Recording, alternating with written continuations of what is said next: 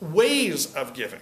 And there probably are sort of two extremes that we can talk about, and then we can talk about some of the more sophisticated things that are in between. Obviously, the easiest way is you pull out your checkbook and you write a check, right? And in terms of planned giving, when you commit to making a pledge, clearly that's part of planned giving, right? In the definition that I used. Probably not the same definition that the planned giving community is necessarily looking at. But it is requiring that everybody who is doing this at least be thinking about what is my commitment and how am I going to do that? Well, for me, that meets the definition of planned giving. It's pretty straightforward. What we're looking at that point, from a tax standpoint, is that kind of a contribution is going to qualify for a charitable contribution. So if you are able to itemize on your tax return, you're going to be able to claim a charitable contribution for whatever you give to the society. Reduce your current income tax bill. There are some limits that you've got to be concerned about.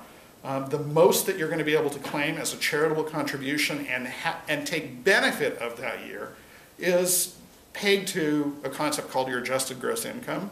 Kind of think, what is my total overall income? If you are claiming a charitable contribution of more than 50% of your adjusted gross income, you're not going to get a current year benefit from it. It's going to carry forward.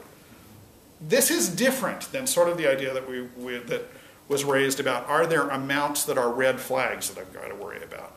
And usually when I describe this kind of test to clients that I'm meeting with, they immediately go to, oh, that's because it's a red flag. And it's not because it's a red flag. It's the idea that Congress is trying to make sure that you don't get too many benefits and get out of your tax bill completely. So there's a limitation as to how much you can apply. So 50% of your income can be offset through a charitable contribution. Other ways that you can give have to do with investments that you might have. So if you have, the technical term is appreciated stock. That's going to be stock that if you were to sell, you'd have a capital gain on. You can give appreciated stock to an organization and avoid that capital gains treatment. You're able to deduct as a charitable contribution the fair market value, so that's the current value of the stock. So you bought IBM, go ahead. That's on the day the gift is given, the stock transfers? It is, well, it would be the date the gift is completed. Okay. So probably the date that the stock transfers is what you're really looking at.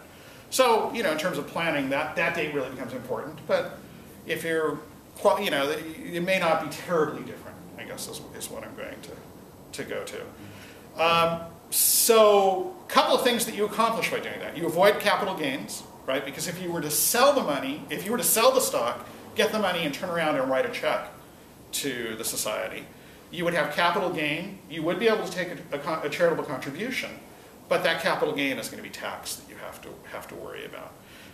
By directly gifting the stock, you get a charitable contribution for that full value, but you don't have to recognize the income. So it's a pretty neat way of doing it.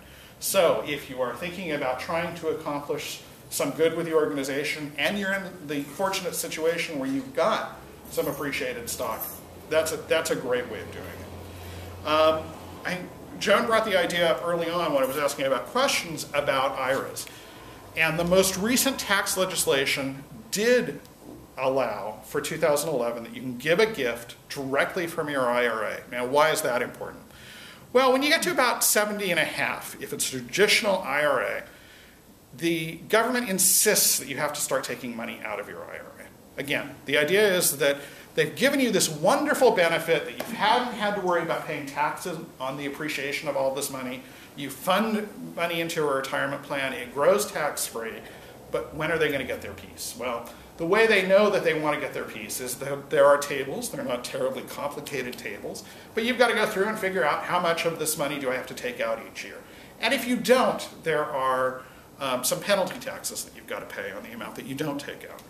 Well, you can choose, so if you're in the fortunate situation where you've got money in your individual retirement accounts, you don't need it to live on for your benefit, but the government still insists that you take this money out. You can turn around and make a gift directly from your IRA to the society. And when you do that, that counts against the required minimum distribution. You're not going to have to pick it up as income. Because you're not having to pick it up as income, they're not going to allow it as a charitable contribution either. But you're at least avoiding the situation and you're accomplishing what you want to do. Yes? All right, I've already withdrawn my money and I'm going to pay tax on it. Because they said I couldn't do that. 2011 you can. So 2010? 2010, no. Okay. So 2011 you can. So I'll tell my tax man no. Yeah. Okay. Tell him to check for 2011. You ought to be able to, and you ought to be able to decide that some or all of your required minimum distribution, you can do whatever you want to do to it and not pay tax on it. Thank you. So that's like for next year? Yeah. I brought my forms with me. Yeah. It isn't going to have any impact on 2010 forms, but yeah, no, it is good for planning for 2011, and since it's early in the year, a lot of opportunity for planning.